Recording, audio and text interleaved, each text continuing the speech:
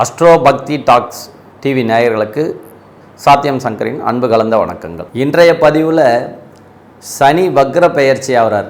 அதாவது கோச்சாரத்தில் இந்த ஆண்டு 2025 வக்ர பெயர்ச்சி ஆகிறத பற்றி தான் நம்ம பார்க்க போகிறோம். அவர் பார்த்திங்கன்னா சனி பகவான் வந்து ஆனி மாதம் 29ஆம் தேதியில் இருந்து கார்த்திகை 12ஆம் தேதி வரைக்கும் வக்ரமாக இருக்க போகிறார். உத்திரட்டாதியிலும் பூரட்டாதியிலும் அவர் வக்ரமாக இருப்பார். ஆங்கில தேதியில் சொன்னோம்னா 13/7/25 இருந்து 28/11/25, அதாவது நவம்பர் மாதம் வரைக்கும் கிட்டத்தட்ட 138 நாட்கள் வந்து பார்த்திங்கன்னா சனி பகவான் வக்ரமாக இருந்து தன்னுடைய இயல்புக்கு மாறான பலனை செய்ய போகிறார். இப்போது சனி பகவான் வக்ரமாக இருந்தால் என்ன பலனை செய்ய போகிறார் பொதுவான அந்த 12 ராசிகளுக்கும் பார்க்கலாம்.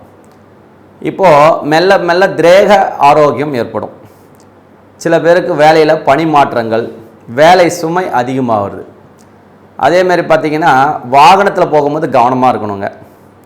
சனி வக்ரமாகறதுனால வாகனத்தில் போனால் கவனமாக இருக்கணும். தாயாருக்கு உடல் ஆரோக்கியம், சில பேர் பார்த்திங்கன்னா அவங்க பாவம் சார்ந்த ரீதியாக உடல் ஆரோக்கியத்தையும் நம்ம கவனிக்கணும்.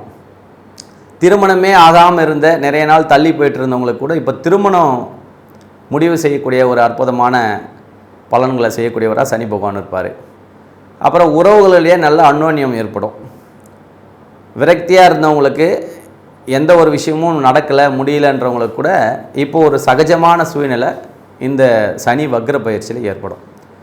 பொதுவாகவே 12 ராசிகளுக்கும் சனி பகவான் மெல்ல மெல்ல பொறுமையாக நல்ல பலன்களை செய்ய காத்துட்ருக்கார். பொருளாதார ரீதியாக சில பேர் ரொம்ப கஷ்டத்தில் இருப்பாங்க. சனி பகவான் வந்து கும்பத்தில் இருக்கும்போது இருந்த கஷ்டத்துக்கும் இப்போ சனி பகவான் பயிற்சியாகி மீனத்தில் இருக்கும்போது கடந்த ஒரு 4-5 மாதங்களாக அவர்கள் இருந்த கஷ்டத்திலேருந்து இப்போ வக்ரம் ஆகிறதுனால ஒரு சில பேருக்கு பொருளாதார ஏற்றம் இருக்கும், சில பேருக்கு வீண் விரயங்கள் இருக்கும். வீண் விரயங்கள் இருந்தாலும் இப்போ கொஞ்சம் சுமாரான அளவில் சனி பகவான் பார்த்துக்குவார். ரொம்ப பெரிய லெவலில் பாதிப்புகள் இருக்காது.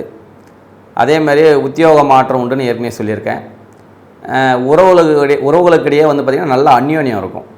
சனி பகவானுடைய இது பொறுத்த வரைக்கும் என்னென்னா அவர் வந்து ஒரு சங்கிலி போன்று இந்த உறவுகளுக்கே உயிர் என்ன சொல்கிறது முக்கியமான ஒரு காரகர் அவர். அதனால் உறவுகளுக்குள்ளே நல்ல ஒரு அந்யோன்யம் இருக்கும். சிலருக்கு வந்து பார்த்திங்கன்னா ஒரு சாதகமற்ற சூழ்நிலை கூட இருக்கும். அதேமாதிரி பார்த்திங்கன்னா சொந்த தொழில் செய்கிறவங்களுக்கு லாபம் ஏற்படவும் வாய்ப்பு இருக்குதுங்க. சொந்தமாக தொழில் பண்ணுறவங்க லாபம் நிச்சயமாக இருக்கும். இந்த வக்ரகதியில் இருக்கும்போது சனி பகவான் நல்ல லாபங்களை கொடுக்கக்கூடியவராக இருப்பார். 12 ராசிகளுக்குமே பார்த்திங்கன்னா ஒரு சிலருக்கு நல்ல யோகத்தை செய்யக்கூடிய ஒரு அற்புதமான அமைப்பு சனி பகவான்.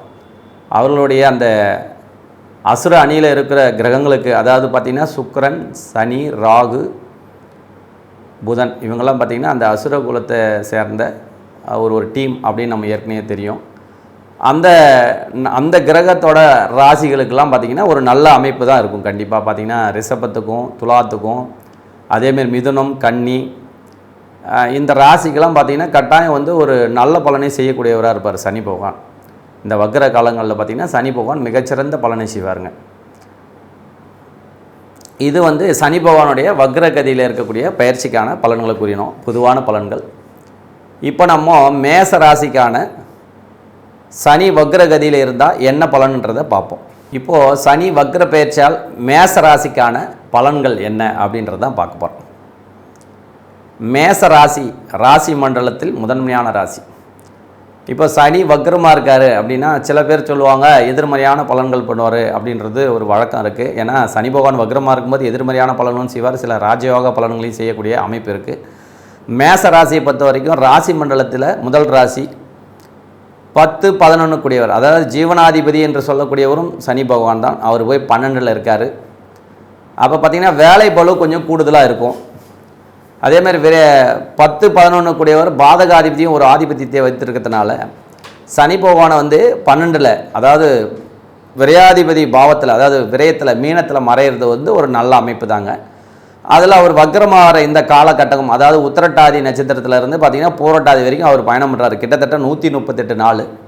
இந்த 138 நாளுகளுமே பார்த்திங்கன்னா அவர் வக்ரகதியிலேருந்து பயணங்களை நல்ல பலன்களை தரத்துக்கு தயாராக இருக்கார். இப்போ மேசத்துக்கு வந்து பார்த்திங்கன்னா 12ல் மறைஞ்சாலும் அவர் நல்ல பலன்களை செய்யத்துக்கிறார். ஏன்னா பாதகாதிபதி ப்ளஸ் பார்த்திங்கன்னா கர்மஸ்தானாதிபதி, லாபாதிபதி, கர்மஸ்தானாதிபதி 12ல் மறையிறது.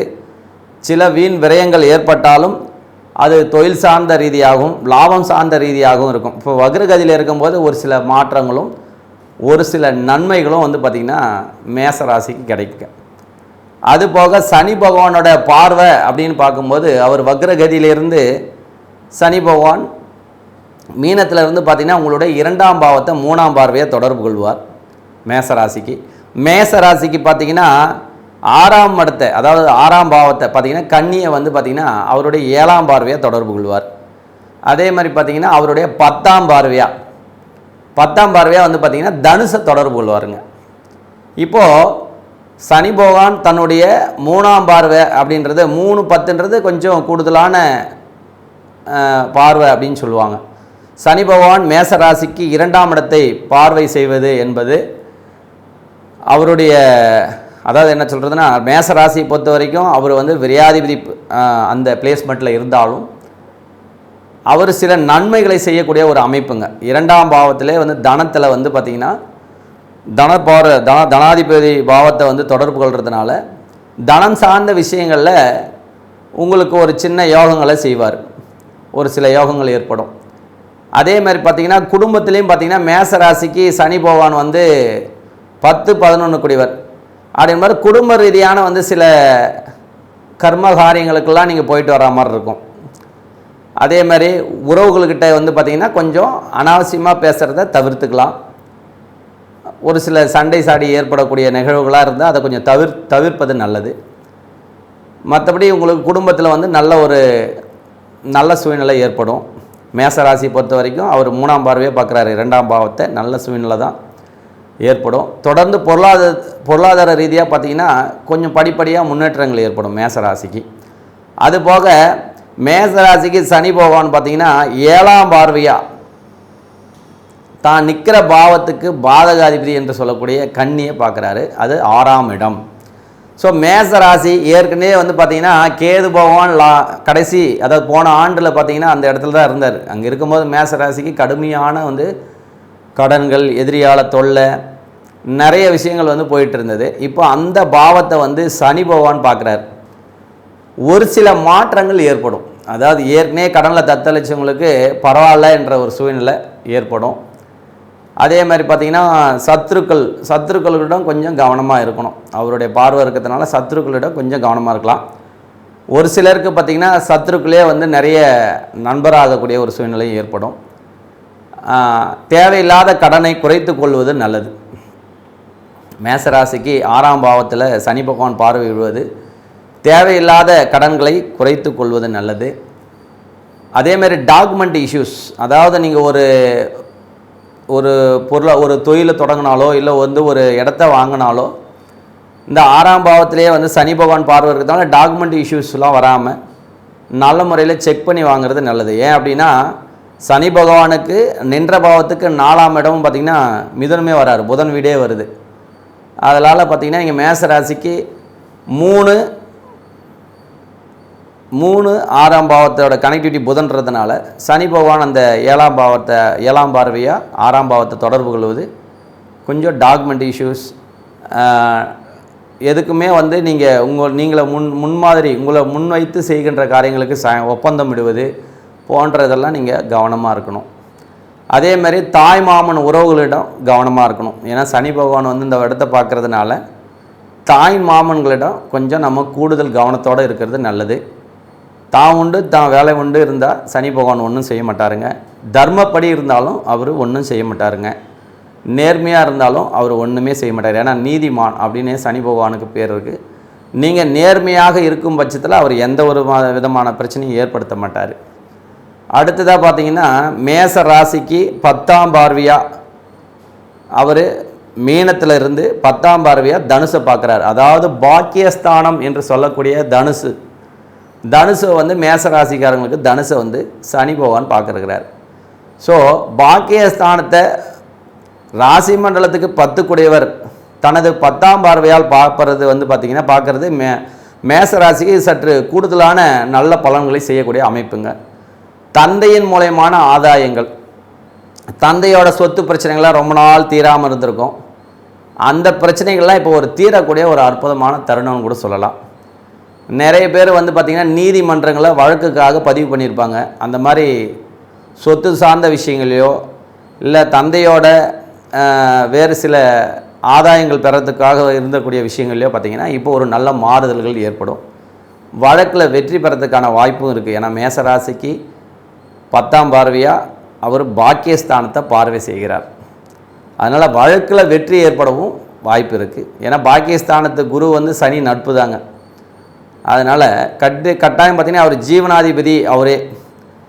அதனால் 9ஆம் இடத்தை பார்க்குறது, ராசி மண்டலத்தை 9ஆம் இடத்தை பார்த்து தன்னுடைய பாக்கியத்தை நல்ல ஒரு முன்னேற்றத்தை ஏற்படுத்துவார்.